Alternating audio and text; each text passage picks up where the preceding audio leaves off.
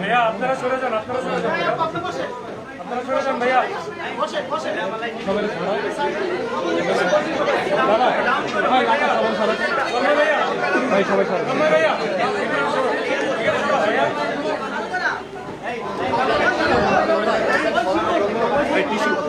सब जगह एक वॉलंटियर जाओ सबाई बसा जाओ सब वॉलंटियर कई वॉलंटियर जाओ बसो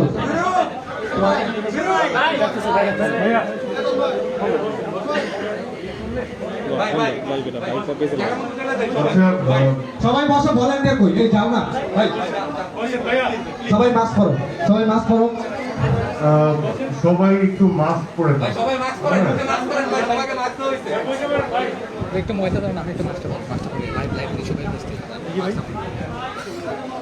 ভাই ভলান্টিয়ার কই ভাই এই যাও দিনের পরে যাও এখন বসো সবাই কি খাওয়া দাওয়া করছে জি ভাই খাওয়া দাওয়া করছে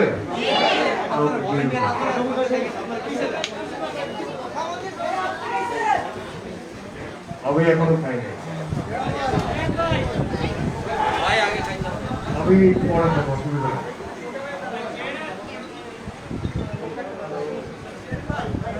এখানে কোন অঞ্চল থেকে মানুষ আসছে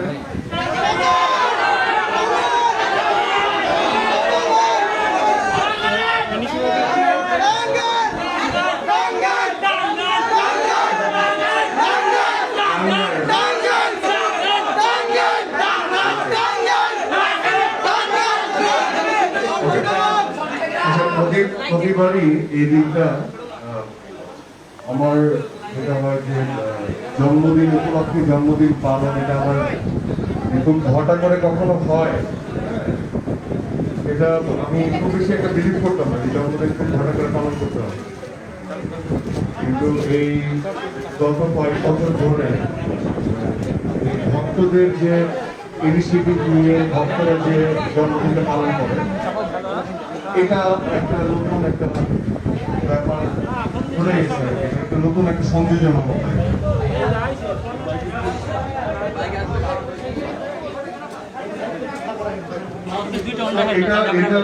ঝামেলা করে আমার কাছে যে সবাই সবার জায়গায় বসে থাকবো হ্যাঁ এই উদ্ভিজিত হওয়ার দরকার আমি প্রতিবারই এই যে আমাদের মাঝখানে কথা বলতে আমার আরাম লাগে কিন্তু একটা ডিস্টেন্স মেনটেন করতে হবে এই জন্য যে আমাদের সিচুয়েশন গ্র্যাজুয়ালি যে অনেক ভালো জায়গায় আছে একটা সংখ্যার নাম সবাই শুনছি আমরা রাইট নতুন একটা ভ্যারিয়েন্টের কথা আমরা সবাই শুনছি নামটা কি অমিক্রন তো অমিক্রন থেকে আমরা এই যে গত কয়েক বছর ধরে এইটা প্রবলেম করতেছে এটা ওয়ারলেস তো মনে হয় গত কয়েক বছর ধরে আমরা কোভিডের সাথে আমরা যুদ্ধ করে যাচ্ছি রাইট তো সেখানে শুধুমাত্র আমরা ব্যক্তিগতভাবে নিজেরা জড়িত না আমাদের ফ্রেন্ডস আমাদের পরিবার বর্গের মানুষজন সবাই জড়িত তো আমরা কিন্তু এই কোভিডের সাথে ফাইট করি তো এই অমিক্রনের সঙ্গেও আমাদের একটা যুদ্ধ চলবে এবং সেই যুদ্ধে আমরা হয়তোবা জয়ী হব না কিন্তু আমরা স্বাভাবিকভাবে জীবনযাপন যেন করতে পারি সেই আস্থার জায়গাটা আমাদের নিজেদের তৈরি করতে হবে তাই তো এই যে আজকে আমরা ভালোবাসার টানে বা আমরা একজন একজনের সাথে যে একজনকে যে পছন্দ করি একটা টান যে ফিল করি সেই জন্য একত্রিত হয়েছি ঠিক আছে বাট এই যে নতুন ভ্যারিয়েন্ট আমি যেমন আমার বাবা চলে গেছেন উনি ওনার ক্যান্সার হয়েছিল লাং ক্যান্সার তো উনি যখন অনেক সিক তখন ওনার কোভিড হয়েছিল উনি কোভিড থেকে মুক্ত হয়, কিন্তু তারপরেও সে ক্যান্সার থেকে সার্ভাইভ করতে পারে নাই, ক্যান্সারটাকে সে প্রতিহত করতে পারে নাই।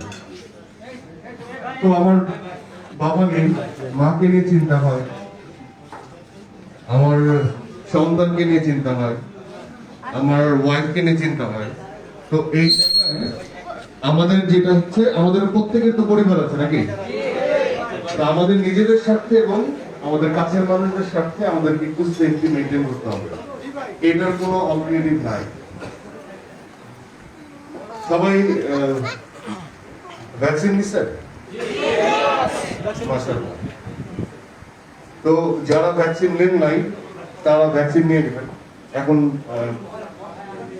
কেন এই কথাগুলো বললাম, যে এই যে আমার জন্মদিন পালন করার যে ইচ্ছাটা, এটা সবারই থাকে, কিন্তু যখন ছোটবেলার সময় চলে যায় তখন আমার এই ইচ্ছাটা কাজ করতো না।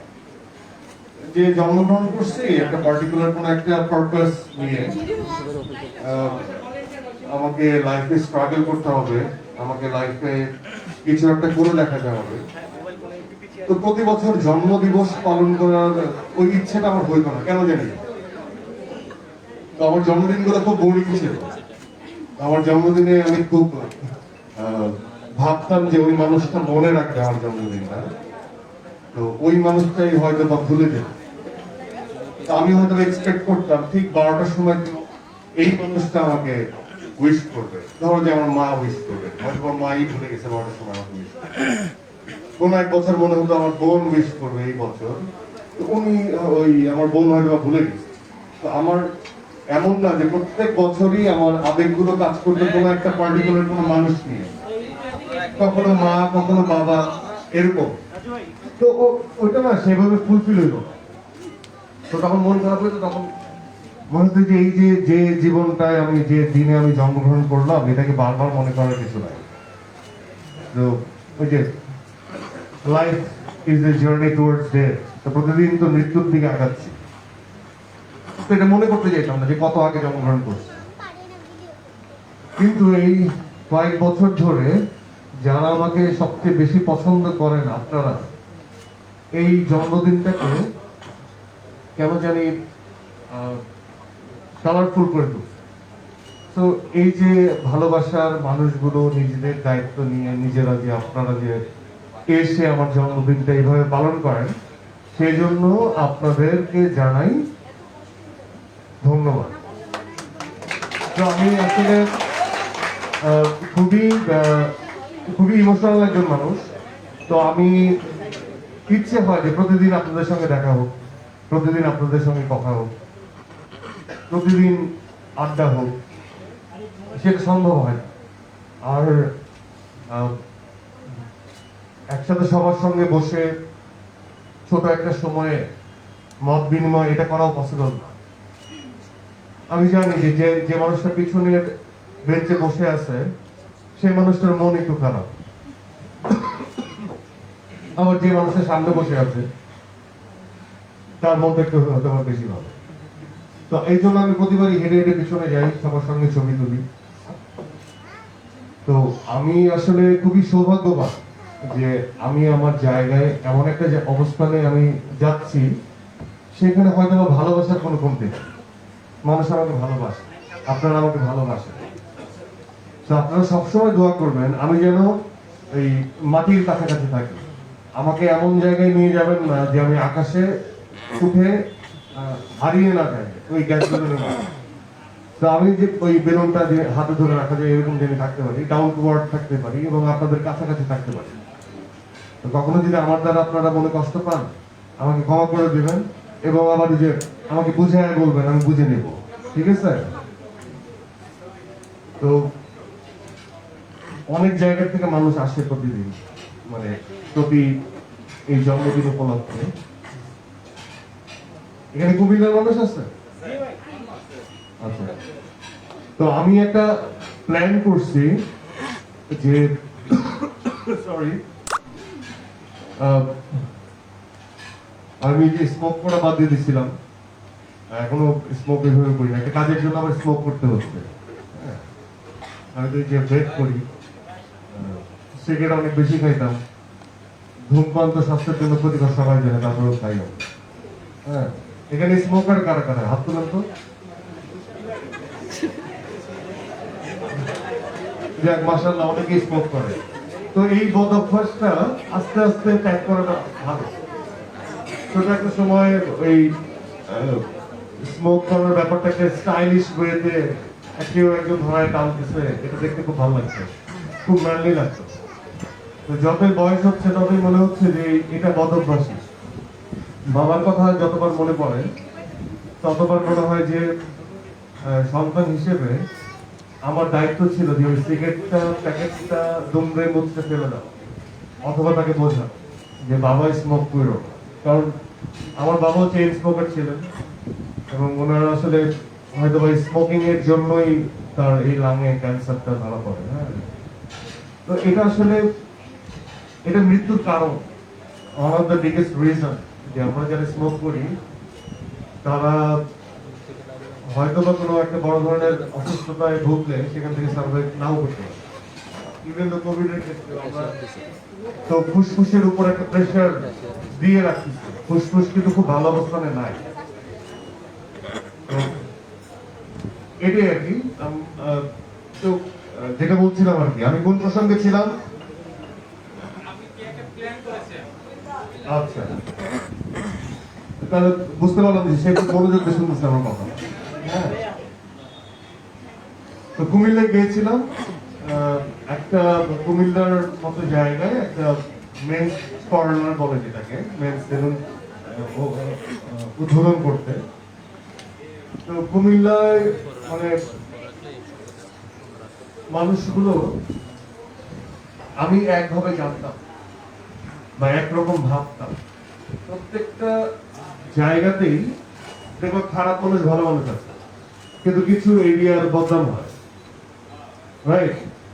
তো টাঙ্গাইলেও আমার এলাকা, সেখানেও খারাপ মানুষ ভালো মানুষ আছে, বরিশালেও আছে, নোয়াখালীতেও আছে, কুমিল্লাতেও আছে, মানে পৃথিবীর সকল জায়গায় আছে। কিন্তু তারপরেও আমরা একটু মানে সাম্প্রদায়িকতার মতো সাম্প্রদায়িক রেসিজমটাকে একটু অ্যালাউ করি যে না এখানে এরকম, এখানে এরকম। হ্যাঁ, তো হয়তো বা কিছুটা সত্য, হয়তো বা পুরোপুরি সত্য না, হয়তো বা কিছুটা মিথ্যা। তো কুমিল্লায় যে একসেপ্টেড বা যে ভালোবাসা আমাকে দেখাইছে, আমি পুরোপুরি মানে মানে একদম আমি আকাশ থেকে পড়ছি এরকম। তো আমি সেটা আসলে ভাষায় প্রকাশ করতে পারবো না যে তারা আসলে এত সুন্দর করে মানুষকে ওয়েলকাম করতে জানে। তো কুমিল্লার থাকে না যে নতুন এক্সপিরিয়েন্স ছিল। তো আমি তখন প্ল্যান করছি যে আমি আসলে কাজ করতে করতে এই যে এরকম একটা জায়গা আমরা যখন দেখা করি, ওই জায়গাটা হয়তো অনেক বড় না, আর সবাই হয়তো আসতেও পারে। অনেকে আশা নিয়ে কিন্তু অনেক কষ্ট আছে, আর প্রতিটা কষ্ট নিয়ে একটা গল্প আছে। তো অনেকে আমাকে টেক্সট করে অনেক সময় জানায় যে ভাই আমি কিন্তু আসতে পারি। তো প্রতিবারই যখন এই প্রোগ্রাম গুলো করা হয় তখন একটা বাজেট তৈরি করা হয়, একটা প্রসেসের মধ্যে দিয়ে তন্ময়রা এটা করে। এটা শুরু থেকে হয়ে আসে, এটার মধ্যে আমি কখনো নাক গলাই নাই, হাত গলাই নাই, কিছুই করি না। যে এটা আসলে তাদের নিজস্ব ব্যাপার, তারা কিভাবে এই জিনিসটা করবে। তো কুমিল্লা যাওয়ার পরে আমার যেটা মনে হয়েছে যে বাংলাদেশের তো 64টা জেলা, নাকি এর থেকে বেশি আছে, 64টা। তো এক এক করে যদি 64 জেলায় যাওয়া যায় তাহলে মনে হয় যে তার ওই ভালোবাসাটাও হয়তো আমার হয় না, যে এখন একটা ইভেন্টে তারা আসতে কষ্ট করে 64টা জেলা আমি যেতে চাই, আমি তাদের সাথে বসে আড্ডা দিতে চাই। এটা আমার মনে হয়েছে যে হোয়াই নট, তারাই কেন বারবার আসবে। যেমন আমার অনেক আগে এটা মনে হয়েছিল যে হুট করেই তোমাদের বাসায় চলে যাবো, প্রত্যেকটা বাসায় একজন করে মা আছে যে রান্না করে, তার হাতে রান্না খাবো। আমি স্ট্যাটাসে একবার লিখছিলাম, কিন্তু প্রত্যেকে কিন্তু এটা করতে হবে গোপন। তো যখন আমি এই প্ল্যানগুলো নিজের মনের মধ্যে আনি, তখনই হয় কি প্ল্যানগুলো আবার ভ্যানিশ হয়ে যায়, এই অর্থে যে দেখো এটা আমার একদমই নিজস্ব একটা ইচ্ছা যে আমি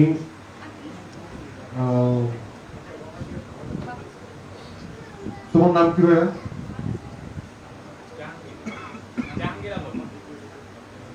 জাহাঙ্গীর আলম।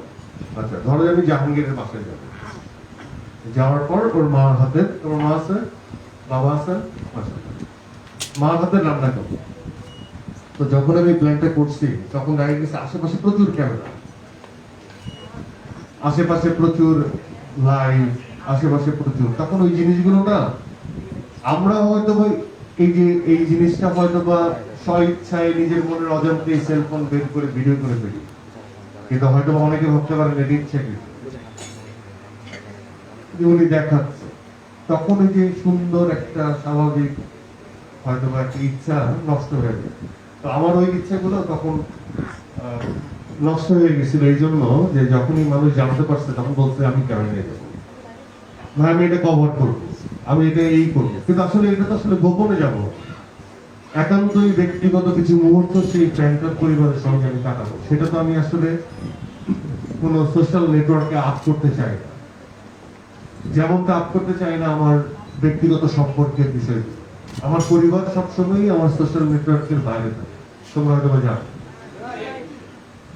এটা যে আমি খুব প্ল্যান করে কিছু একটা করছি তা, এগুলো আসলে ছোট ছোট ফিলোসফি বা ছোট ছোট ইচ্ছা, এটা আমি তখন জানতাম না যে আমি কখনো নিঃস্ব হতে পারবো কি, এমন না যে আমি নিঃস্ব হওয়ার পরে তোমরা সবাই যখন আমাকে একজন পরিচিত মুখ হিসেবে চিনছো বা জানছো, ভালোবাসতে শুরু করছো, তখন হয়তো আমার প্ল্যান করতে এরকম কিছু না।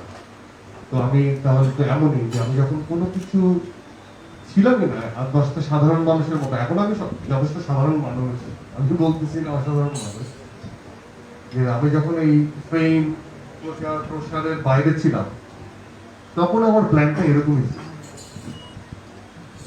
তো সিগারেটের প্রসঙ্গটা যেভাবে আসলো সেটা হচ্ছে যে আমি একটু পরপর কাশি দিচ্ছি না, তো ভয় পাই না, কোভিডের কাশি না।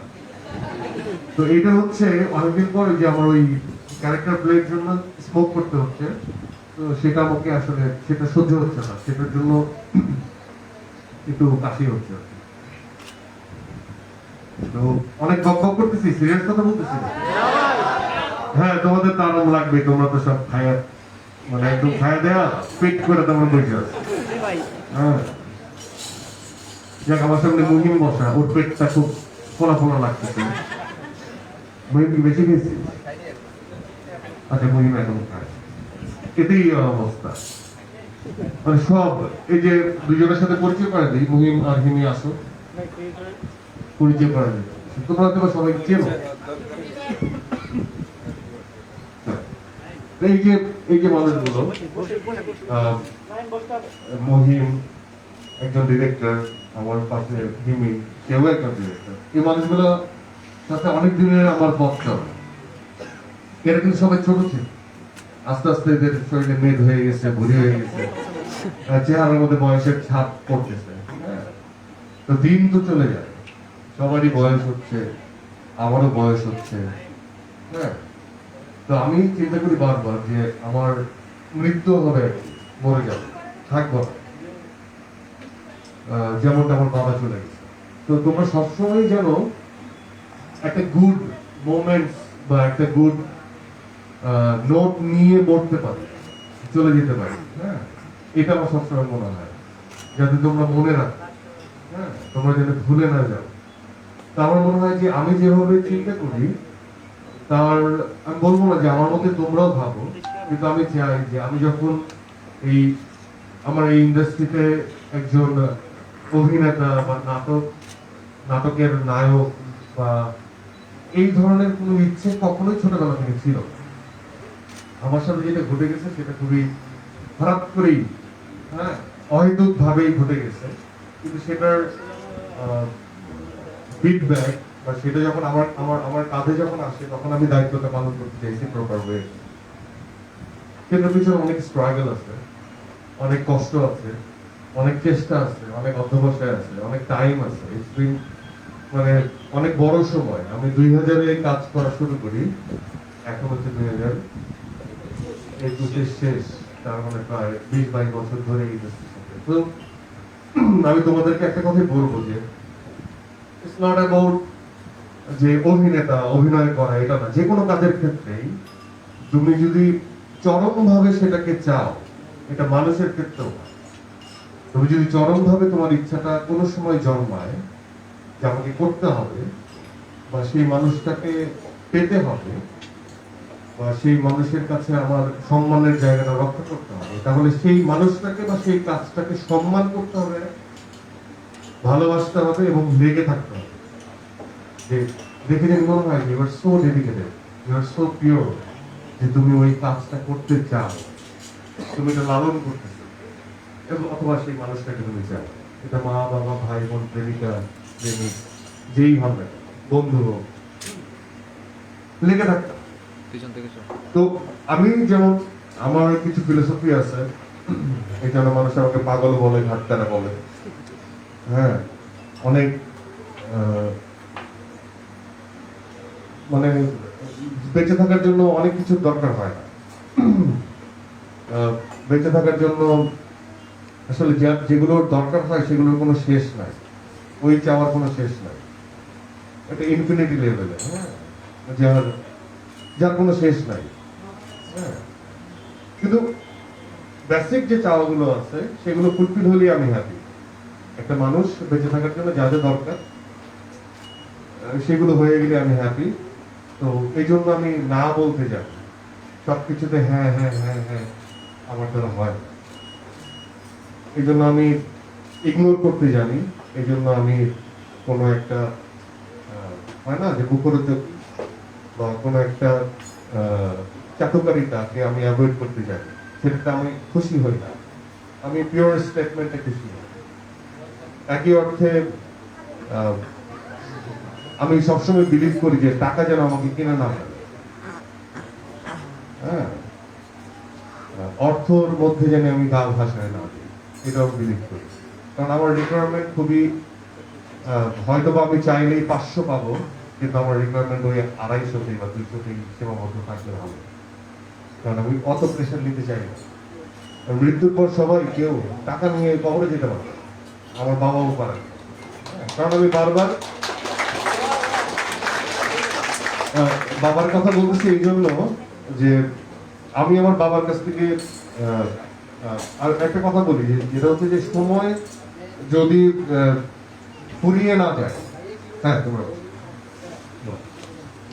সবসময় যেটা করবা, আমি যেটা ফিল করি সবসময়,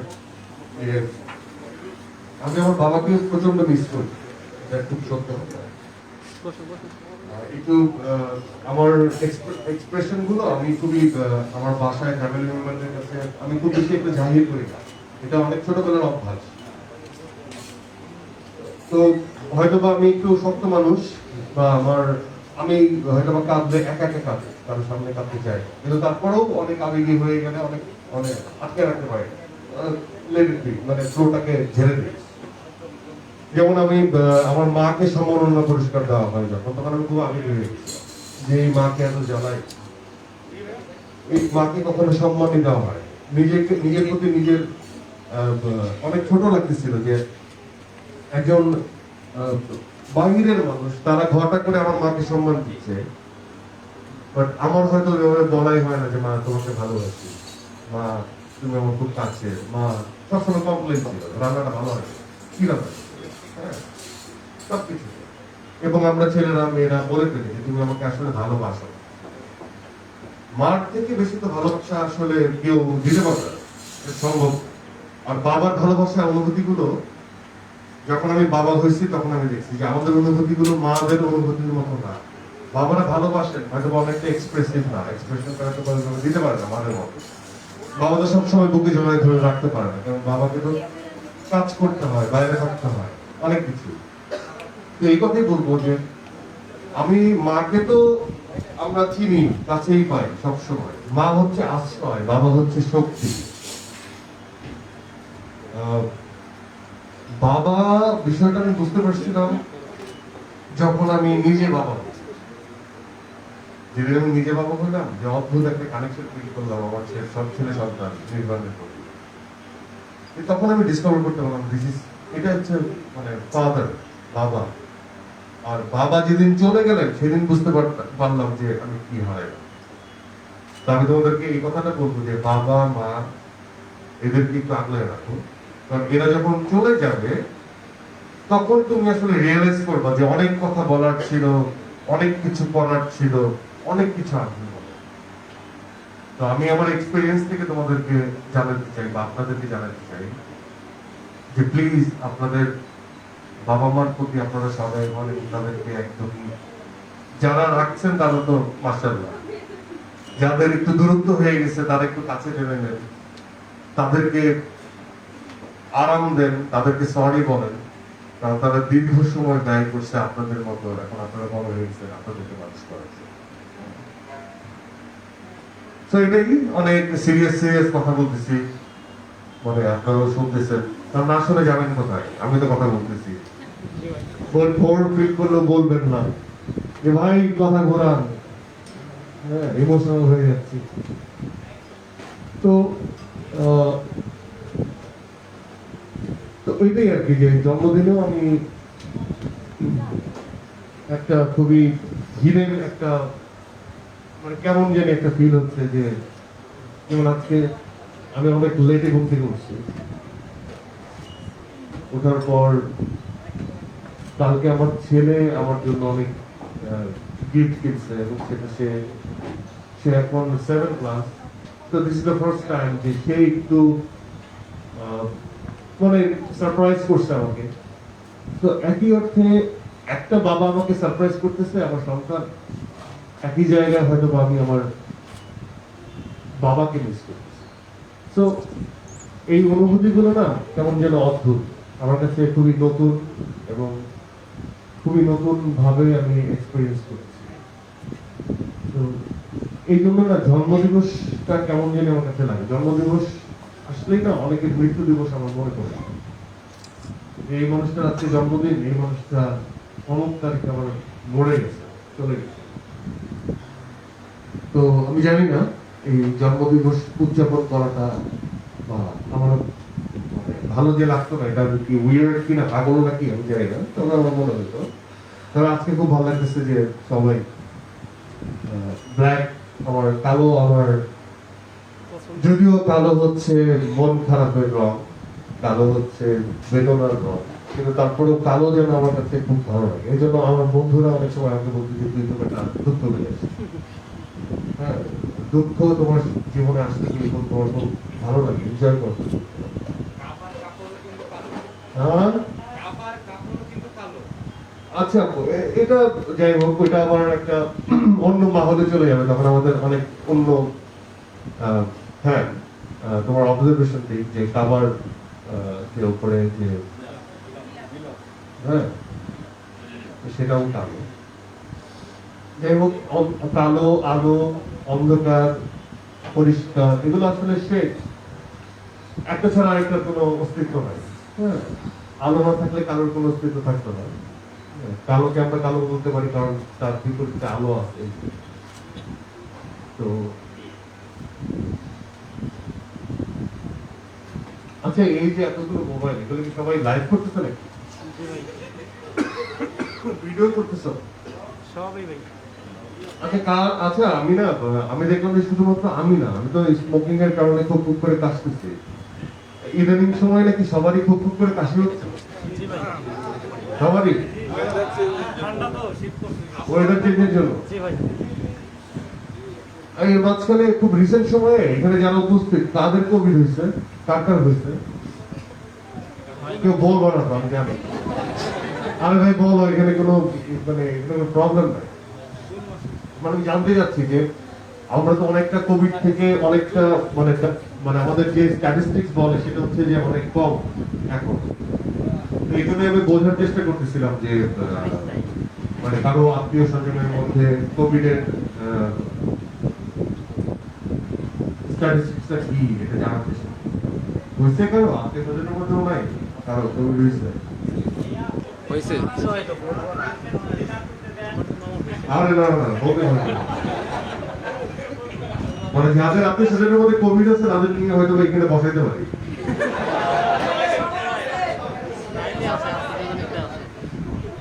আচ্ছা মাইকটা তো শুনি তো কি অবস্থা কবিতা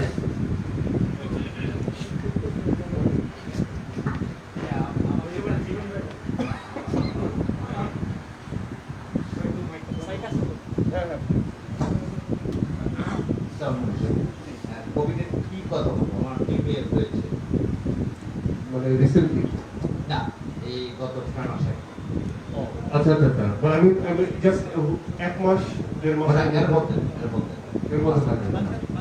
যেমন আমার অনেকেই জানে না আমি বলি আমি কিন্তু আই ওয়াজ কোভিড পজিটিভ আমার যখন হয় তখন আমি আমার নিজের মাকেও জানাই নাই এটা ভেবে আমার হচ্ছে ঈদের ঠিক আগ মুহূর্তে আই ওয়াজ পজিটিভ এবং কাউকেই জানাই না। এখন আমাদের প্রডিউসার আমাদের যে মুভিমের সাথে কথা হচ্ছে হ্যাঁ তো ভিকির সাথে কথা হচ্ছে ভিকি বলতেছে ভাই আপনার গলাটা এরকম লাগতেছে আমি বলছিলাম না এরকম লাগতেছে তো আমি সেই সময় এত আমার সিমটম গুলো বলি আমার জ্বর আসলো 104 থেকে 5 ডিগ্রি এবং তারপর হচ্ছে 3-4 দিনের নামে নাই খুব মানে শরীর কামড়াচ্ছিল যেটা বলে চালাচ্ছিল মানে খুব কষ্ট হচ্ছিল এবং 3-4-5 দিন পর হচ্ছে এর মাঝখানে আমি টেস্ট করাইলাম নিজে ড্রাইভ করে গেলাম এভার কেয়ারে দেখলাম যে পজিটিভ আসছে তো আমি আমাদের ভাবিকে বললাম যে একলা থাকতে হবে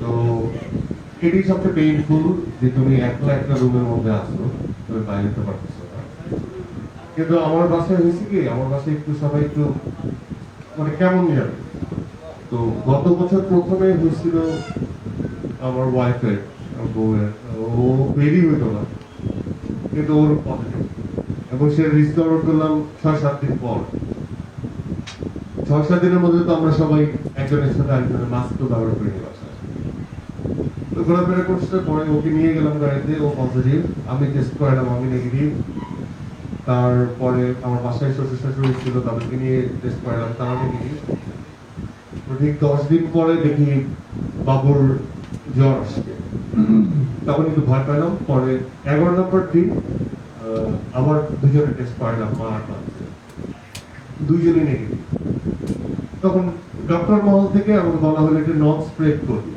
আমি নতুন একটা টার্মের সাথে পরিচিত হইলাম কোভিড এখন নন স্প্রেড হবে ঠিক আছে তো এবার হইল আমার তারপরে 4-5 দিন এরকম জ্বর দেন হচ্ছে 3 নম্বর দিন আমার স্মেল চলে গেছিল আমি কোনো স্প্রে পাচ্ছিলাম না বাথরুমে দিয়ে নাই আমি অবশ্যই যে এটা কোভিড হয়েছে এরপর আমার এইচজিপিটি বলে লিভার ওয়েটে একটু ঝামেলা হইলো এটা নাকি এই নতুন এর আগে কি ছিল ডেল্টা এই ডেল্টা ভ্যারিয়েন্টে নাকি সবারই একটু লিভার ওয়েটে একটু প্রবলেম হয় তো মাশাআল্লাহ 15-16 দিনের মাথায় ঠিক হয়ে গেলাম এরপর আগে নিয়ম ছিল 2 মাসের কোভিড হওয়ার 2 মাস পর ভ্যাকসিন নিতে পারবা এবার হয়তো প্রোটোকল চেঞ্জ হয়েছে 1 মাস পর তুমি ভ্যাকসিন নিতে পারবা পরে 1 মাস পর মডার্না নিলাম এরপরে নেক্সট মডার্না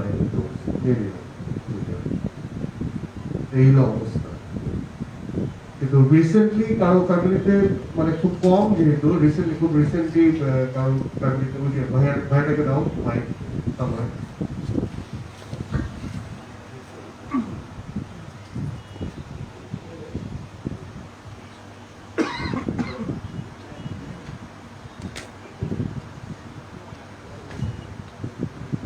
আসসালামু আলাইকুম ভাইয়া। আসলে ইউকেতে আমার আব্বু ভাগ্নি 3 জনের একসাথে হয়েছে মাঝখানেক আগে এখন আল্লাহর রহমতে সুস্থ আছে মাঝখানে খুবই সিরিয়াস হয়ে গেছিল আব্বু তো একটু আশঙ্কা ছিলাম কিন্তু ওইখানে ট্রিটমেন্ট খুব ভালো যার কারণে এখন আল্লাহর রহমতে সুস্থ আছে দেশে ফিরবে এই 2-1 মাস পরই দেশে ফিরবে ঘুরতে গেছিল ভালো ওইখানে আচ্ছা ওইখানে যে হয়েছে হ্যাঁ, ওখানে যাওয়ার পর হয়েছে।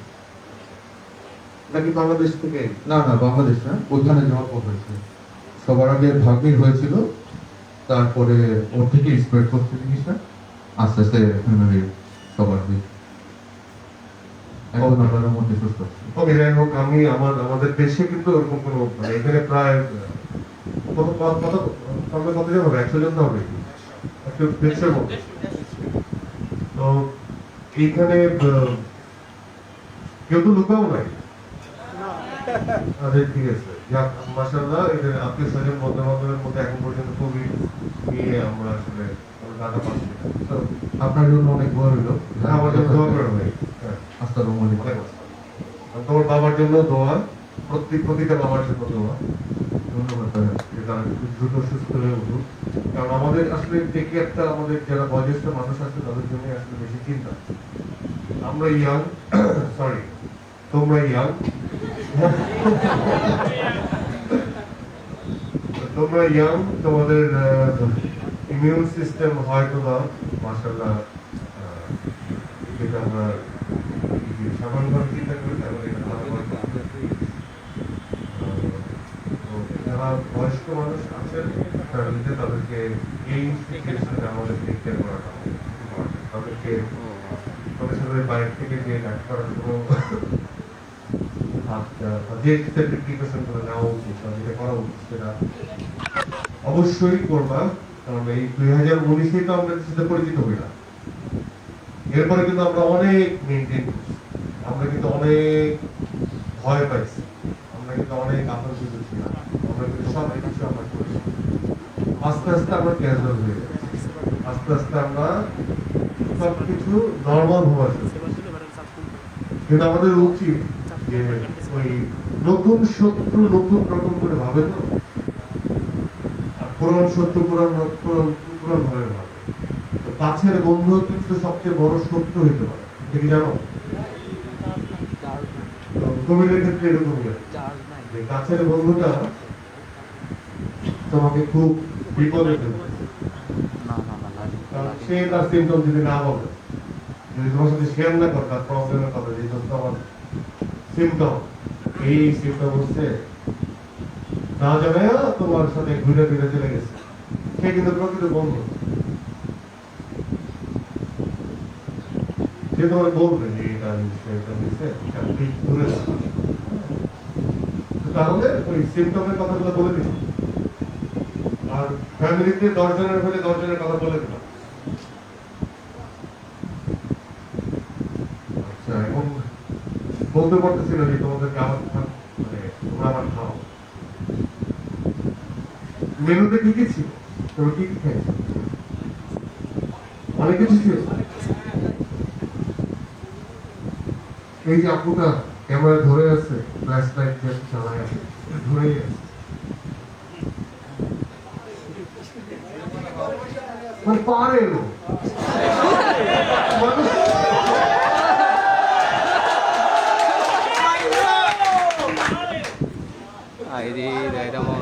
আচ্ছা, তোমরা বলো এখন, মাইক তোমরা প্রশ্ন করতে পারো, আমি তো একটা অনেক বকবক করছি, তোমরা প্রশ্ন করতে আমাকে যে কোনো প্রশ্ন করতে পারো, যে কোনো কথা বলতে পারো, হাত তুলে প্রশ্ন করতে পারো, যে কোনো কিছু যা ইচ্ছা হয় তাই বলতে পারো, গালিও দিতে পারো, কোনো প্রবলেম।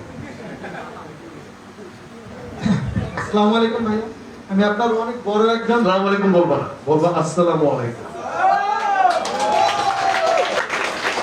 আসসালামু আলাইকুম ভাইয়া, হ্যাঁ, ভালো আছেন আপনি? অথবা বলতে পারো যে সালাম ভাই, বুঝছো? ভাইয়া, আপনার উপর শান্তি করতে হবে। অসুবিধা নেই, তুমি এটা অপরিচিত করে কেউ পারবা? বলো বলো। যে 100% কনফিডেন্ট যে আসলে সালামটা কিভাবে দেওয়া উচিত। আসসালামু আলাইকুম ওয়া রাহমাতুল্লাহি ওয়া বারাকাতুহু। ঠিক আছে, চলো প্রশ্ন করো। Thank you. তোমার নাম কি ভাইয়া? মামুন, মোহাম্মদ মামুন। ওকে, মামুন ভাইকে ধন্যবাদ। ভাইয়া, আমার তেমন প্রশ্ন করার কিছু নাই, আমার অনুভূতি হচ্ছে আমি অনেক দিন যাবত চিন্তা করতেছিলাম আপনাকে দেখবো, বা আপনার মানে দেখা পাওয়ার অনেক ইচ্ছা ছিল। প্রত্যেকদিন আমার দেখো। দেখতে বা সামনাসামনি দেখার তো অনেক শখ ছিল, তো আজকে সেই ইচ্ছাটা পূরণ হচ্ছে। আর আমি একটা কথা বলতে চাই, এরকম আগামী বছর বার্থডেতে যদি আপনি আমাদের মাদারীপুরে একটা প্রোগ্রাম রাখি, সেখানে যাবেন কি, বা আপনি দেখি মানে মনে করো যে আমরা এটা একটা প্ল্যানিং করি সেফটি নিয়ে, যে এই আগামী বছর থেকে প্রত্যেকটা বার্থডে কি আমরা প্রত্যেকটা জেলায় করতে পারি, সেটাই আর কি। ঠিক আছে? তো আমরা এটা একটা ভেবে দেখি, তাহলে তোমাদের অনেক কষ্ট করে এখানে আসতে হবে, জি, জি ভাই, এটা তো অনেক মাদারীপুর থেকে অনেকে বলতেছিল। তাই না? কষ্ট করে কিন্তু ঢাকায় আসা সহজ, কষ্ট করে যারা মনে করো যে চিনা আগে তাদের যাইতে হবে, মনে করো যে সিরাজগঞ্জ, তাদের জন্য কি কষ্ট, 64 জেলায় যাওয়া কি করে? এটা তো ডিফিকাল্ট টাস্ক। তাই বিভাগীয় করো, বিভাগ অনুযায়ী করো। না না জেলায় যেতে হবে। 64 কারণ বিভাগে গেলে মাইরও খেতে পারি, বিভাগে আমাদের মারামারি হয়। আচ্ছা বলো বলো বলো। ভাই একটু সমস্যা ছিল। আসসালামু আলাইকুম ভাই, কেমন আছেন আপনি? ওয়ালাইকুম আসসালাম ওয়া রাহমাতুল্লাহি ওয়া বারাকাতুহু। ভালো আছি। এই আমার তো ঠিক আছে? আপনি যে বলতেছেন প্রতি জেলা যাবে, মানুষ তো আপনি একটা ভাই, একটা মানুষের প্রতি জেলা কি হয়ে যাবে একদিনে? না না একদিন না, মনে করো যে এবার আমরা চলে গেলাম একটা জেলায়, এর পরের বছর আমরা অন্য জেলায়, অথবা ধরো যে আমরা একটা ইনিশিয়েটিভ নিলাম এই বছরে আমরা 6টা জেলায় যাব, প্রতি 2 মাস পর পর আমরা আমাদের যারা গ্রুপের ছেলে পেলে আছে সবাই মিলে আমরা যেতে চাই। আবার এমনও হইতে পারে যে মানে এটা আমার ইচ্ছার কথা বলছি, যেমন কুমিল্লা থেকে আমাকে ডাকছিল, এখন যদি প্রত্যেক জেলা থেকে আমাকে ডাকে তাহলে আমার জন্য যাওয়া সম্ভব। যেমন আমি হয়তো জানুয়ারিতে চিটাগাং থেকে যাবো, তখন আর কি একটা গেট টুগেদারের আয়োজন করলাম, বা বুঝতে পারছি। আচ্ছা ভাই, আমার একটা কথা জানার ছিল, বলো। আপনার কি ভাই কোনো মানে এরকম ইচ্ছা আছে বা কোনো ভক্তের বাসায় যাইতেন, বা ওটা তো বললামই তো। আমি একটা ছন্দ বলতে চাই ভাই আপনার উদ্দেশ্যে। বলো। হেরে যাই ভালোবাসি তাই, হেরে গিয়ে কত হারি কেউ জানে না, হেরে যাই তবুও নিঃসবাইকে ভালোবাসি তাই। বাহ।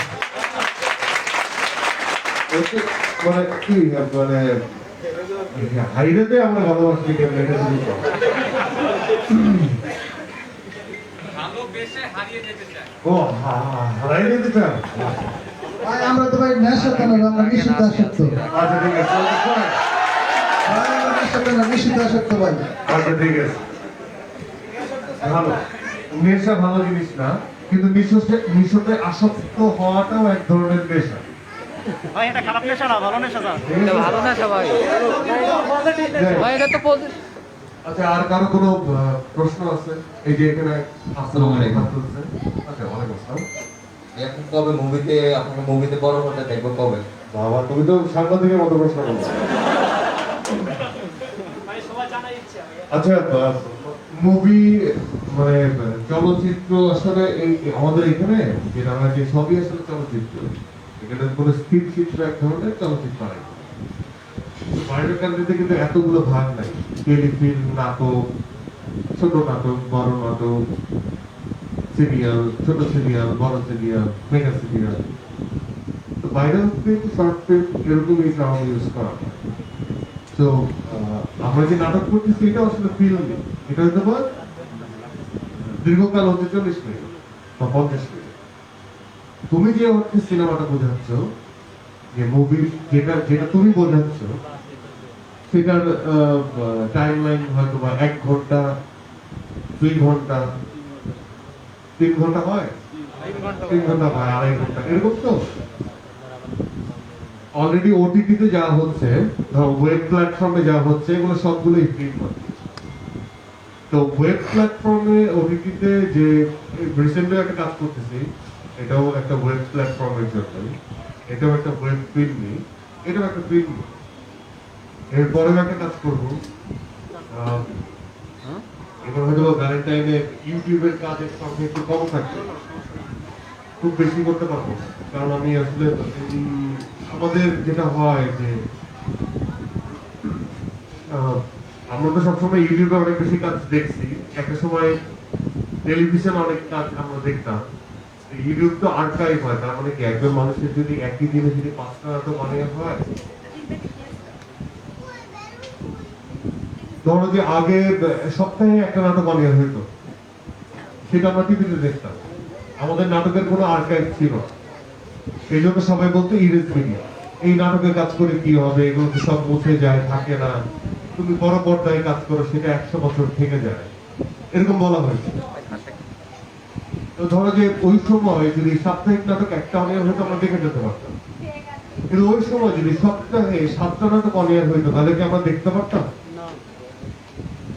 পরে কোনো আর্কাইভও নাই, কোনো একটা প্ল্যাটফর্মে গিয়ে দেখতেও পারবো না, পসিবল ছিল।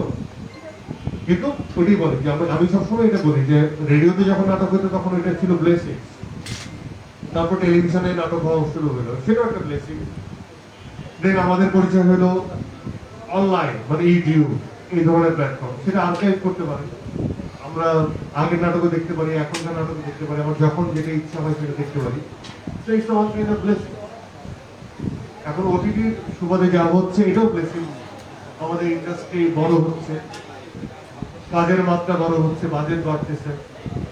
তো সিনেমা হলে যে মানুষ সিনেমা দেখেন, তুমি কি সিনেমা হলে যে সিনেমা দেখো ভাইয়া? সিনেমা হলে যে সিনেমা দেখো? হ্যাঁ দেখি। লাস্ট কোনটা দেখছো? মনে নাই। ঠিক আছে, তুমি ভাবতেছো, লাস্টের আগেটা কি দেখছো? অথবা বলো তুমি সিনেমা হলে যে লাস্ট কোন একটা সিনেমার নাম বলো, এটা সিনেমা হলে দেখছো।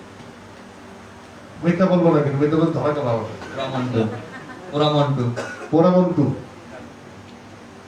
পোরামন্টু কোন ইয়ারের ছবি? হ্যাঁ, তাহলে মানে দীর্ঘ সময় কিন্তু সে যে পোরামন্টু কি সিএমআর পূজা, রাইট? তো তুমি এত মানে তুমি যে নাম একটা বলছো, তার মানে কি তুমি রেগুলার সিনেমা হলে যে সিনেমা হলের মধ্যে দেখছো না? যারা সিনেমার পক্ষা, যারা সিনেমা হলে যে সিনেমা দেখে, তারা এখন জিজ্ঞেস করলে এখন ও ধাপ ধাপ করে সিনেমার নাম বলে।